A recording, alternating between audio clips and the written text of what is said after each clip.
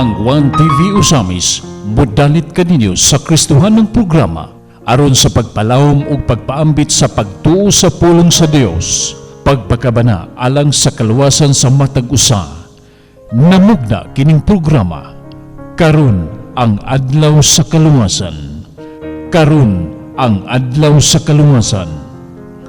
Og karon ania ang inyong alagad, Senior Pastor Reverend Dr. Ricardo M. Cortuna. Karon ang adlaw sa kaluwasan. Karon ang adlaw sa kaluwasan.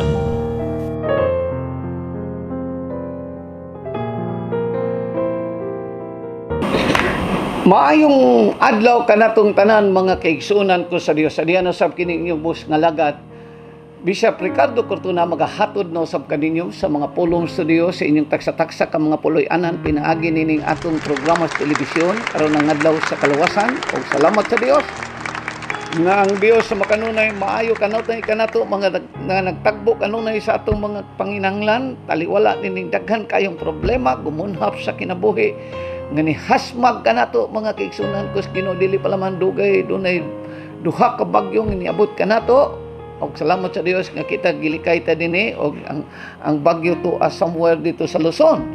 Og ato nakita nga nakinahanglan sila og daghan kaayo nga nakinahanglan sila dito og panabang nga gikan kanato mga kaigsuonan ko sa Dios. Hallelujah. Og salamat sa Dios nga atong gobyerno naning kamot usab nga pagsubay sa kahintang sa mga tao dito ug atong iyampo nga ang Dios magahupay sa ilang kagulanan sa mga butang mga nga nangahanaw sa ilang kinabuhi bisan pa gani ang mga kinabuhi sa mga tao. Hallelujah. Dili nato kapungan ang panahon mga kaigsunan kus Ginoo nga moabot kanato og ang importante lamang mga kaigsunan kus Ginoo, we are always ready. Andam ta kanunay sa tanang panahon sa bisan unsa nga moabot sa dagan sa kinabuhi nato mga kaigsunan. O nakinahanglan tag mga pagampo alang sa mga kaigsuonan nato nga tuas Luzon. Hallelujah. Nga naigo nining duha ka bagyo nga nihasmag dinhi sa atoa. Hallelujah. Salamat sa Dios nga tuo ko nga Dios magatabang niini. Magampo ta alang kanila mga kaigsuonan ko sa Ginoo nga ang Dios magatabang o tagbo sa tanan nilang mga panginahanglan. Gatuo nga mas gamhanan ang mga pagampo kaysa mga butang nga material nga mga butang mga kaigsuonan ko sa Dios. Atong iduko atong mga ulo, tagaan natong pipila ka mga minuto nga makahatag-tag mga pagampo alang sa atong mga kaigsuonan nga nahiagom sa nining bagyo. Nagpasalamat kami kanimong Dios, nakita nimo Ginoo ang among kasing-kasing og tinguha o God. Nakampo kami sa among mga kaigsuonan Ginoo nga tuwa sa Luzon o God nga naigo nining bagyo, duha ka bagyo nga niagi og adunay gitawag nato nga mga pagbaha og adunay mga kabtangan nga nangahanaw o bisan pa gani o Dios ang mga gitawag nato og ang ilahang gitawag og mga kinabuhi usab sa ilang mga mahal sa kinabuhi Ginoo. Og salamat o Dios nga ikaw ang Dios nga among dampanan panahon niining klase sa kalamidad nga miabot kanamo Ginoo. Og salamat o Dios nga imo silang tabangan, hupayon Ginoo, i-restore nimo kung unsa man ang nawala kanila o God. There's nothing impossible in your sight, Lord. So kami nga dako kayo kag mahimo sa kinabuhi sa imong mga katawhan. Kay diha kanimo walay butang nga dili nimo mahimo, ang tanang mga butang mahimo nimo Ginoo. So salamat, ako lamang silang itugyan sa imong mga kamot o Dios. Ug bahala kana Ginoo magagamit og mga tao aron lamang matagbo ang ilang mga panginahanglan ug magatabang ikaw sa ilang mga panginahanglan angahan. Among itugyan kanimo ang pagpasalamat imo lamang nining mubo namo nga mga pag-ampo pangaliya diha kanimo sa imong panabang o God. Sa ngalan ni Hesus, bisan ang imong mga pulong nga among pagaisgutan. Amen o amen. Praise God. Hallelujah. Now, igsoon ko sa Ginoo, ang atong pagkahisgutan, atong ipasukat sa primerong libro sa Exodus, Kapitulo 1. O atong ning idugtong sa Genesis, Kapitulo 47, Kapitulo 48 o 49 sa libro sa Genesis. Hallelujah. Ang akong pagkahisgutan, kining forward movement of God's plan. Kaning plano sa Dios. Hallelujah. Nindot kayo ning maghisgot ang plano sa Dios, mga kaigsunan. Tungod kay kitang tanang tao, doon na mangyutay mga plano. Plano sa ato ang mga sa atong panimalay, sa atong mga anak. Adon na tayo plano sa atong kaugalingon mismo. Adon na usap kita'y plano sa atong trabaho o sa atong mga negosyo kung unsay gusto nimo maabot. Apan suktihan ki ikaw, ang plano sa Dios mas habog kaysa imong plano. Hallelujah. Dalaygon ang ngalan sa Ginoo. As a child of God, you are not where you are by accident. Kung mutanaw ka sa imong naagian ba? Unya, mutanaw usab ka karon sa imong present nga kahimtang karon. Hallelujah. Sultihan ko ikaw, wala ka moabot dihan dapita nga ingon nga sulagma lamang. Kundili dunay plano sa Dios nga nagpaluyo ni ining tanan ug nganong niabot ka dinang dapita. Dalaygon ang ngalan sa Dios. God has either directed you to where you are, or He has allowed you because of your own choice to be where you are. Hallelujah.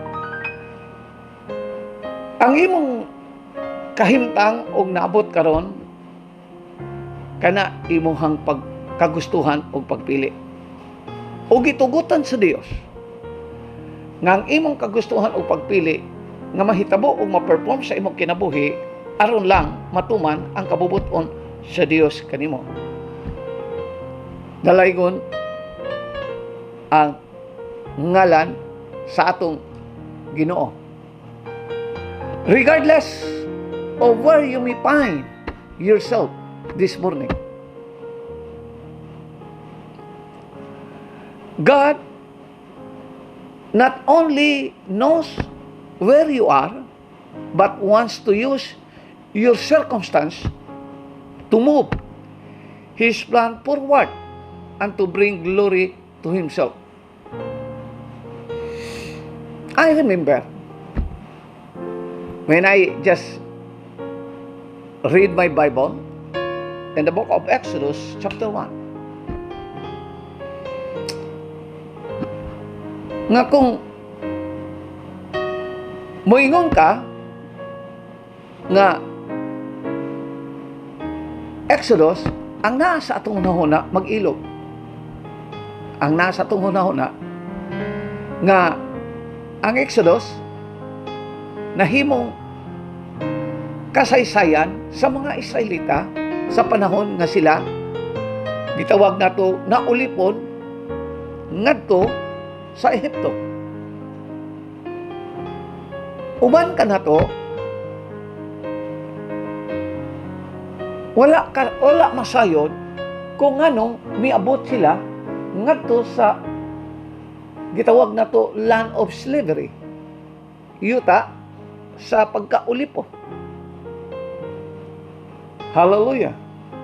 Ang kasaysayan mga kaigsuunan ko sa Ginoo ato lang mubuon, di lang nato kuhaon kaayo ang kinatibok ang kasaysayan sa Israelites nganong miabot sila dito sa Ehipto o nganong naulipon sila. Nagsugod kini sa kinabuhi ni Joseph. Nganong man ang kinabuhi ni Joseph? Atong nabaluan na si Joseph usa sa mga anak ni Jacob. Praise the name of the Lord. Now here, atong makita mga kaigsuunan ko sa Dios, nga ang unang niabot sa Ehipto si Joseph. Nganuman, tungod kay giabando ni siya sa iyang mga igsuon. Gani giatay ato nasayran nga giatim siyang patyon, siyang mga igsuon. Gitambog siya sa usa ka tabay nga walay itawag na to walay sulod nga tubig. Unya gigisawa pa nila kini itambog sa tabay nga dunay tubig, ilang gigisi-gisi ang sinina ni Joseph ug ilang gihidihiran sa dugo sa karnero sa mananap. Ug ilang gitaho dito sa ilang amahan nga si Jacob nga si Joseph gikunis-kunis sa lubo kanang manunukop sa ilang mga karnero nga ilang gibantayan. So in short, ang amahan nagtuo nga ang iyang anak nga si Joseph namatay. Ngakto si istorya mga kaigsunan, hangtod nga wa man siya mamatay, gibaligya, gikuha siya sa iyang mga igsuon o gibaligya siya. Ug nahimo siyang ulipon. Praise the name of the Lord. Ida siya dito sa palasyo sa Ehipto. Ug dito ang asawa ni Potiphar tungod sa iyang kaambungan, tungod kay kining mga Israelites, ambungan makini sila. Himsog katao. Naibog kaniya. O giatim siya nga tungod sa kaibog sa asawang Potiphar, giatim niyang iyang tintalon si Joseph. Apan wa man magpatintal si Joseph, iyang gigisi tungod kay nainsulto siya. Gigisi niya ang iyang sinina o midalagan siya gawas sa iyang lawak. Ug misinggit siya nga gilugos siya ni Joseph. Ug tungod ni ini na preso si Joseph. Hallelujah. Ug dito dunay mga sugilanon na siyang pagkapreso himong na-promote siya tungod kay adunay gituwag nahimo siyang bartender dito, nahimo siyang daghan ang naagian ni Joseph. Hangtod nga dunay damgo ang hari nga si Joseph lamang ang nakahubad sa mga damgo. Ug atong lakturon ang istorya, nahimong gawas nun si Joseph og nagpuyo sa palasyo ug nahimo siyang tungod kay kasaligan man nahimo siyang gobernador. Ug diyan ang panahon ng mga kaigsuonan kus Ginoo, nakita ni Joseph sa iyang pananahon nga dunay gitawag na to nga danoy pamen, adunay dako nga kugutom sa tibuok probinsya o sa tibuok lalawigan sa Ehipto. Unya tungod kay si Joseph madlukon man sa Dios, siya gipadaygan sa Dios kung si angay niyang pagabuhaton pinaagi sa damgo. Hallelujah. Nabisa ng iyang mga igsuon, ang iyang amahan, nabalaka sa kagutom ug nadunggan nila nga dunay dagaya ngadto sa Ehipto ug nangadto sila. Og dito gikahimamat ni Joseph ang iyang mga igsuon, ang iyang amahan. Hallelujah. Ug gani ang isa sa iyang mga igsuon sa ding gikahimamat ni Joseph sumala pa sa Biblia nga niingon man ang iyang igsuon ngadto kaniya nga nakasala sila ug angay sila pagasilutan ni Joseph. O si Joseph mingon, kamo nagahimo og dautan diri kanako, pero ang akong Dios magahimo og mga nindot nga mga butang diha kanila. Ug tungod man sa kasaysayan mga kaigsuonan ko sa Ginoo, aron lang yun madayag ang gahom sa Dios ug ang plano sa Dios sa kinabuhi sa mga Israelites. Atong nakita nga gi-introduce ni Joseph ang iyang amahan ngadto sa hari sa Ehipto. Ug dito gipangutana sa hari sa Ehipto kinsay pangalan sa amahan ni Joseph. Og mitubag kini nga ang iyang pangalan Jacob o ang iyang pangidaron 130 years. So aduna nay taas nga pangidaron. O tungod nini mga sa dugay conversation samahan ni Joseph nga si Jacob ngadto sa hari, giingnan gi-bless ni Jacob ang hari. Og tungod nini gitagaan sila portion nga ilang kapuy-an kauban sa mga anak ni Jacob o mga igsuon ni Joseph. Praise God, dalaygon ang ngalan sa Ginoo sa usa ka dapit nga gitawag na Goshen. Nga naa kini nahimutang sa south nga dapit sa Ehipto. Dito mga kaigsuonan ko sa Ginoo, because God has a plan for the life of Israelites. Ang plano sa Dios nila nga mudaghan sila, musanay sila. Ang kasulatan nag-ingon kanato, higala ko sa Dios, nga nakapuyo sila ngadto sa Goshen sa dapit sa Ehipto. Nakita sa mga Ehiptohanon nga kusog ang pagdaghan. Sa gitawag nato og sa kaliwatan sa mga Israelita. Gawas nga midaghan sila mga himsog nga mga kabataan o mga katawhan sa Israelita. Ang plano primero sa hari nga ang Israelite iyang himuon nga gitawag nato support sa iyang kasundaluhan. Nga kung ugaling adunay musukol o musulong kanilang nga mga kaaway sa mga kasigbit nga mga nasod, iyang ihimong frontliner ang mga Israelita. Praise God. Mo na unang plano sa hari. Pero mas habog man ang plano sa Dios kaysa plano sa hari. Dito mga kaigsuonan ko sa Dios, grabe ang pagsanay sa mga katawhan sa Israelita. Ug tungod niini nausab ang plano sa Dios. Nausab ang plano sa Ehipto. Ang plano sa Ehipto ni Paraon mao nga iyang ang anaan niya ang kahadlok nga naman kay basin kung sulungon sila unya kining mga Israelita mudapit sa ilang kaaway. O tungod niya na nakadesisyon siya nga tanang bata sa Israelites iyang ipapatay. O gisugo niya ang tanan niyang mga traditional midwife sa iyang gingharian nga kutob sa mga babae nga mga anak ng mga Israelita, mga batang lalaki gawa sa batang babae, ang mga batang lalaki nga himsog iyang ipapatay. Ang Biblia nagsaysay kanato tungod kay ang mga gitawag nato mga babaeng mananabang mahadlokon man sa Dios ug dili sila kaako pagpatay sa bata. Tungod dinhi mga kaigsuonan ko sa Ginoo, midaghan ug natingala ang hari nganong midaghan man hinuon nga iya mang ipapatay. Ug ipatawag niya ang iyang mga traditional midwife ug ipangutana. Ug ang tubag sa mga traditional midwife, ingon sila, ang mga babae nga mga Israelita himsog ug inig panganak nila, inig abot na mo, nataw na ang bata.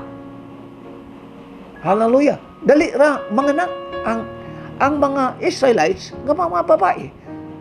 Salamat sa Ginoo mga kaigsuonan ko sa Dios. So tungod niya na nagsugo ang hari nga ang tanang mga batang lalaki kinahanglan patyon o dadon dito sa usa ka itawag nito usa ka linaw ug dito sila pamatyon.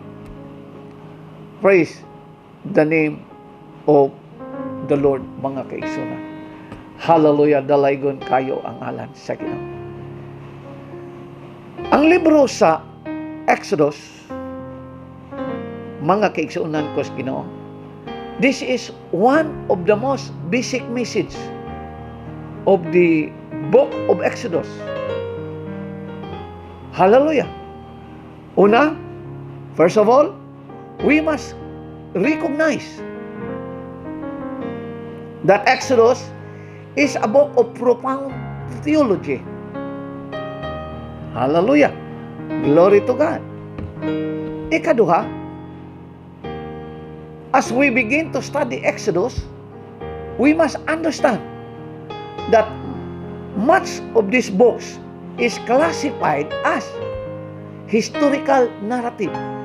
Muto nga kung gisaysay ninyo. Ngano, nga niabot ang Israelite ngadto sa dapit sa Ehipto ug nahimong ulipon. Dalaygon ang ngalan sa Ginoo. Ang kasaysayan nagsulti kanato.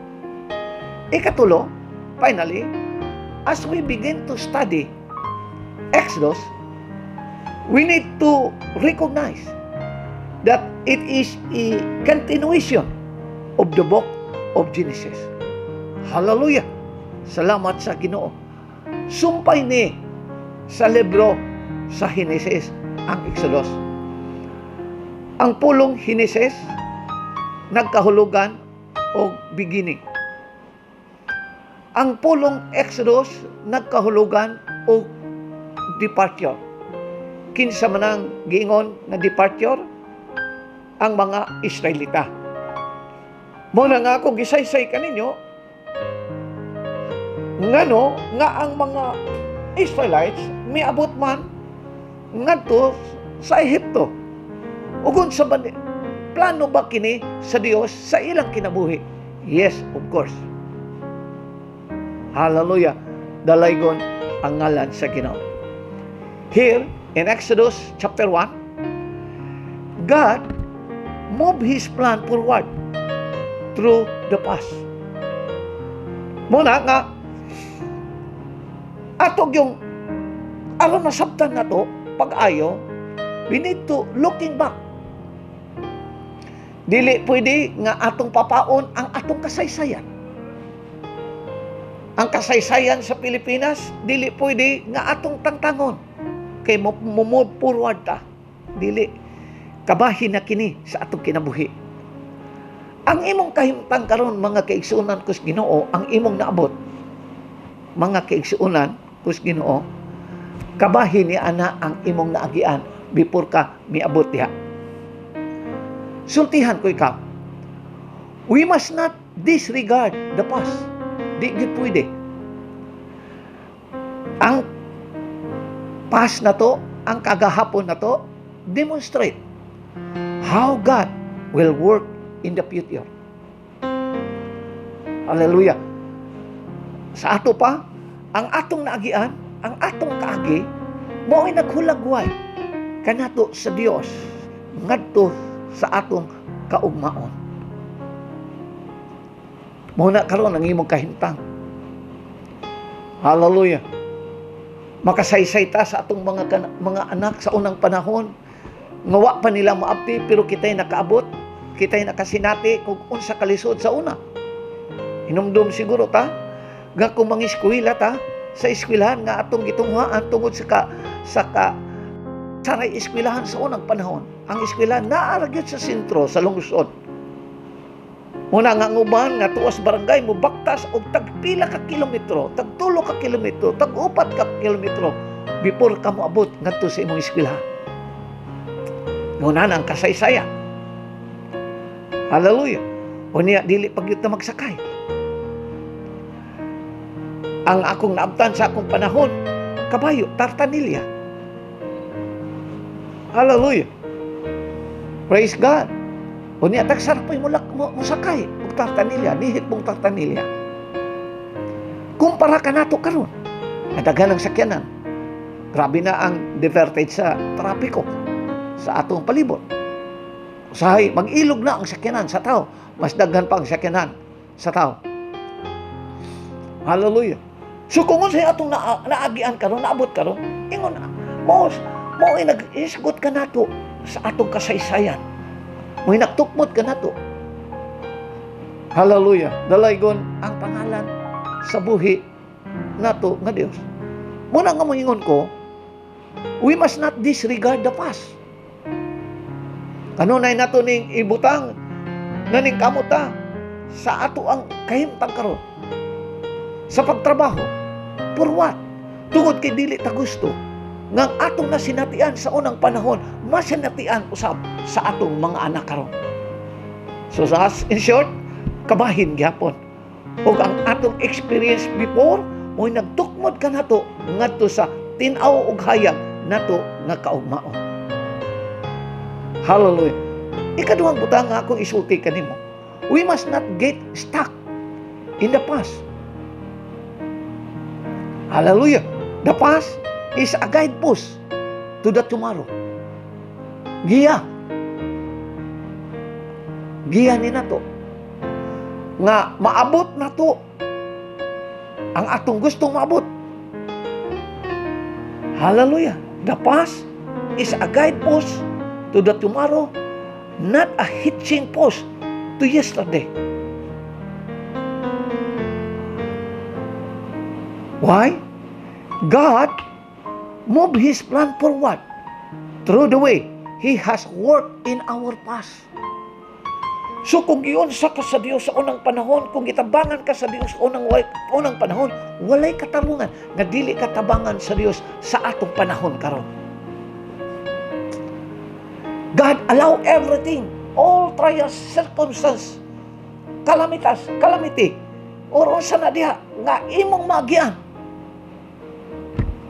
Hallelujah. Aron ma-perform lamang ang plano sa Dios sa imong kinabuhi.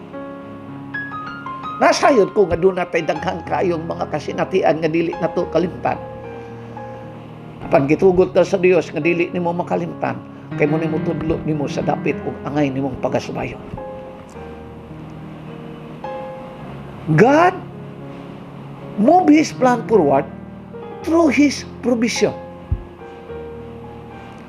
Whenever we hear the words Israelites, kasi di habang madunggan na to kining pulong ba Israelites and Egypts together, we are tempted to think their captivity. Hallelujah. Kadungog gani tag Israelite, kadungog po tag Egyptians. Ang atong naa sa atong hunahuna ngang mga Israelites na himong islabo sa mga gitawag na itong Ehiptohanon. But when God sent Israelite into Egypt, it was not for them to be persecuted, but it was for the provision. Yes, you know that. Dili sila kakita o gahom sa Dios. Hallelujah. Dili nila makita ang provision sa Ginoo. Para gusto sa tuwa nga taghan kaayo tang naagian kita karon nga mga hamtong na kawasan ni mga batan-on pa. Daghan kayo tang naagian nga mga kalisdanan. Apa sultihan ko ikaw? Dunay gahom nga nagpaluyo niini mao ang gahom sa Dios. Grabe ang probisyon sa Ginoo. Grabe ang pagtabang sa Dios kanimo. Hallelujah. Dalaygon ang pangalan sa Dios. Hallelujah. Another one, God moves His plan forward through our faith. Hallelujah. Now, you look at, in the midst of our difficulties, when we are tempted to fear those who are causing the pain,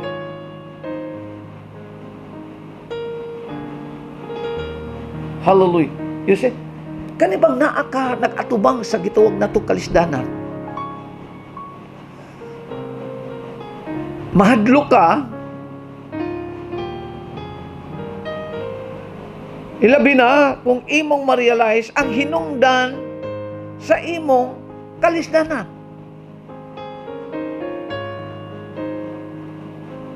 Hallelujah. Nundong ko sa Israelites na salihang gikuha sila ni Moses ngadto sa Egypto, going to the land of promise. Daghan kayong kalisdanan ang ilang nagian. Unya niabot pagani silang punto, silang hunahuna nga mobalik sila ngadto sa Ehipto. Tungod kay ang ilang nakita basin mamatay sila dito sa kamingawan tungod sa kagutom o kauhaw. Una ilang nakita. Og di sila gusto, basin og kung magpadayon pa sila, mga matay sila. Kundili, ang naa silang una-una, may hangyo sila ni Moses, na pwede bang mabalik sila dito sa ilang nagian. Kang ilang na silang una-una, mas maayo pa dito sa Ehipto, kay makakaon sila, kaysa dapit nga danon sila ni Moses ug mga matay sila sa kagutom. Praise the name of the laygon ang alas Ginoo. Tempted to fear those who are causing pain. We must remember that it is God who we must fear.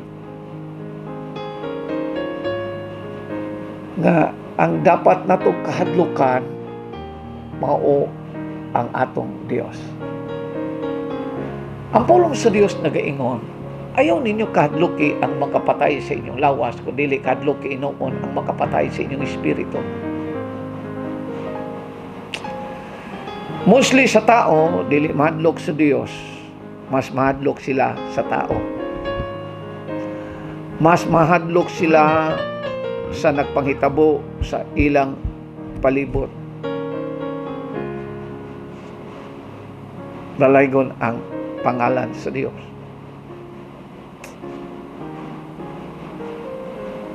God allow every pain. Tugot sa Dios ang tanang kalisdanan, kasakitan, aron lang matuman ang plano sa Dios sa imong kinabuhi. Looking forward, looking backward. Sukad ka na himugsoan ni kalabutan na. I know, nga nagkasugat kag daghang mga kalisod. Usahay mahimong bangungot ang kalisod nga atong na-experience. Usahay dili ta ka move forward. But my brothers and sisters in Christ, I tell you, God allow pain. God allow difficulties.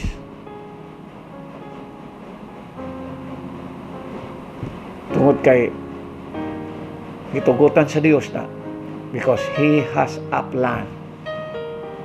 Dunay siya'y plano sa matag usa kanato. Dalaygon ang ngalan sa Dios. Another one, God moved His plan forward through our obedience. Now, in the midst of difficulties, it is easy to be tempted to compromise. Yes. It's easy to be tempted to try and face those who are causing our pain, even when we know that doing so would be the wrong things. Yes. Obedience importante kaayo.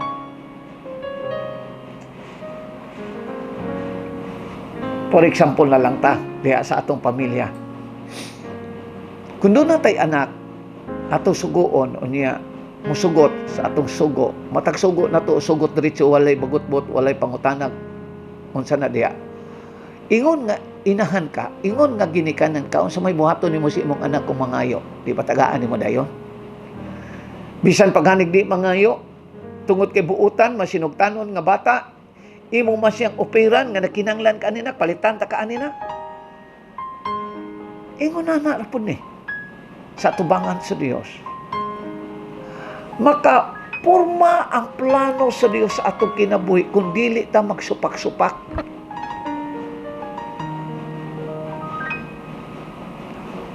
Hallelujah. Pero kung magsupak-supak na nita, labi na kung naata sa kalisdanan, munang ako gingon, it is easy to be tempted to compromise. Another word, compromise. Siya may gingon sa Romans 12. Ingon siya, do not conform in this world, but be transformed by the renewing of your mind.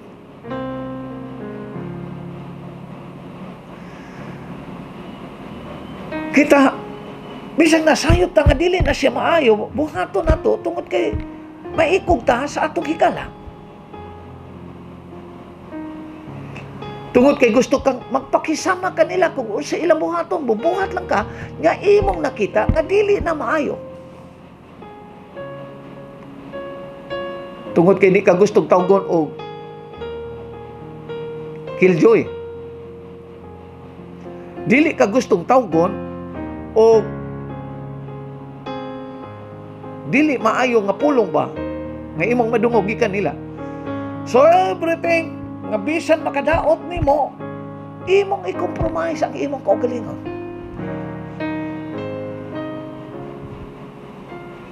The only things, mga kaigsuunan ko sa Ginoo, aron matuman, madayag ang plano sa Dios sa atong mga kinabuhi, let us be obedient to our God.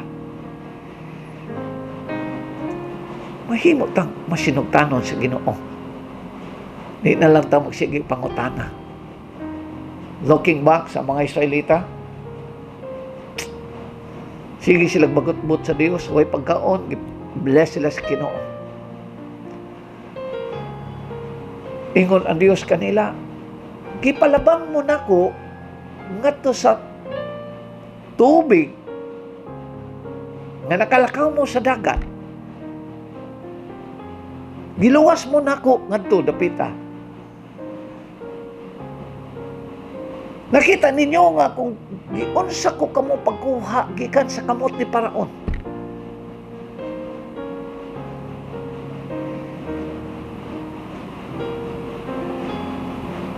Unya karon nato manggod mga kaigsunan kas Ginoo, mas dali manggod nato pag-complain. Magot-bot na yung talo, no. My brothers and sisters, let us allow God nga magapanglihok ang iyang plano sa atong kinabuhi sa dihang magpabilin tang masinugtanon sa atong Ginoo. Dalaygon ang pangalan sa Dios. What is called for you during difficult times is steadfast obedience, something God will always bless. Kana bitaw, magpabilin tang masinugtanon sa Ginoo. Sultihan ko ikaw, kanunay ang Ginoo magpanalangin kanino. Hallelujah. There is blessing kung ang tao masinugtanon na sa Ginoo. Do not ask God, why man, Lord? Why do this to me, Lord? Hallelujah. Kuyog ka na lang sa plano sa Diyos. Si Joseph, mga kaigsuunan ko sa Ginoo, grabe man ang life. Kung kita to dili na tagay pang pastilan ang atong naa sa atong hunahuna, atong ngipon murag magpangagot tingali. Labi na sa nakasala nato. Pero si Joseph sa danggi katumang niya ang iyang mga igsoon nga nag-atim kaniyang patyon siya. Unya ni atumang ang iyang igsoon kaniya ni agpaubos ingon si Joseph. Kamo naghimog daotan ako, pero ang akong Dios maghimo og nindot nga butang para ninyo. Hallelujah. You look at the life of Joseph. Ang iyang life before, labihan ka miserable. Pero, because God has a plan for the life of Joseph, glory to God, he became a governor of Egypt. Now, there are two questions we must ask as we seek to apply this teaching. Kamu nalay tubag niini. How does it apply to us as individual?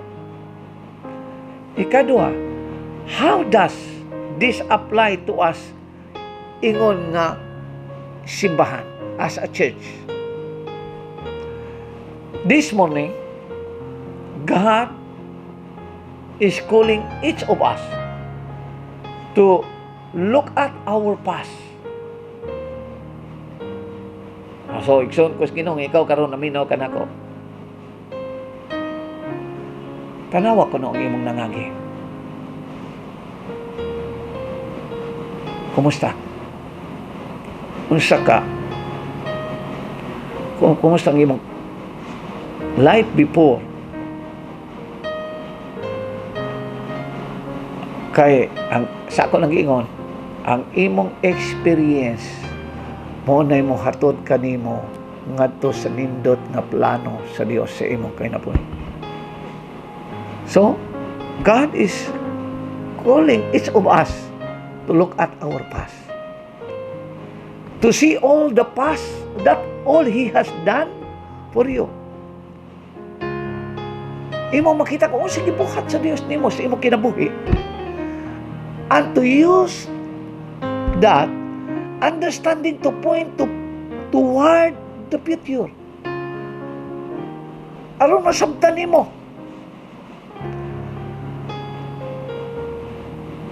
ang katuyuan sa Dios alang sa imong hayag nga kaugmaon.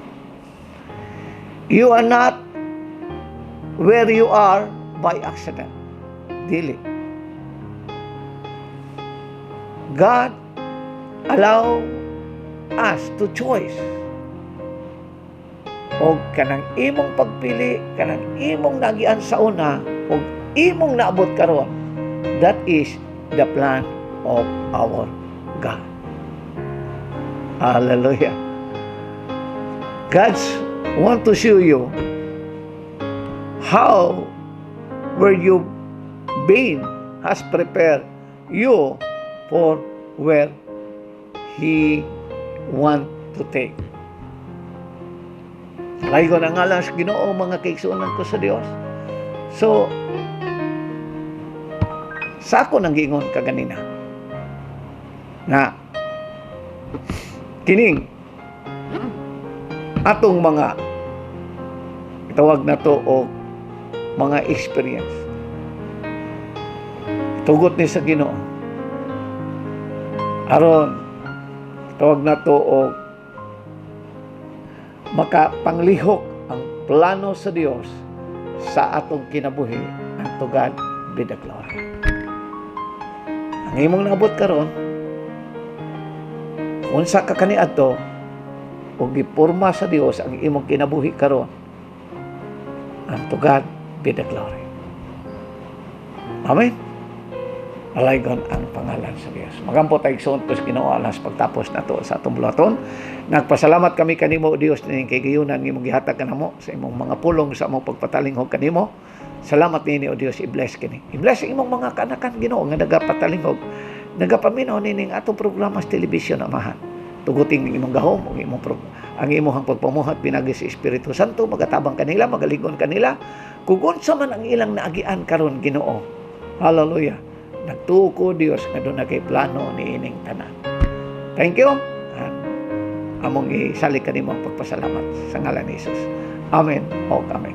So, salamat sa Ginoo mga kaigsunan ko sa Dios, kininyong bus kalagad Dr. Ricardo Cortuna, manamilit usab kaninyo sa sunod usab nga higayon natong panag-uban sa atong programa sa television karon nga adlaw sa kalawasan. Apan sa dili pa ko manamilit kaninyo, tuguti sa ako sa pag-imbitar kaninyo sa atong simbahan nga naa sa FGK Building, Anima Street, Barangay Aguadas sa second floor. Ang atong silimbahon diya magsugod og alas 8:30 hangtod sa alas 9:30 ang atong Sunday School, and then magsugod sa alas 9:30 ang ato ang Divine Worship hangtod alas 11:30. Come and join with us. If you have some question or suggestion regarding sa ato ang buluhaton o programa sa television, you can text me or call me. Or if you want counseling, makahimo sa gihapon ikaw pagtawag ka nako o pag-text ka nako or makighimamat ka nako sa ato ang opisina dinhi sa FGK Building. O ang Dios magapanalangin kanimo o sa sunod natong panakita. Ako mingon, God bless at all.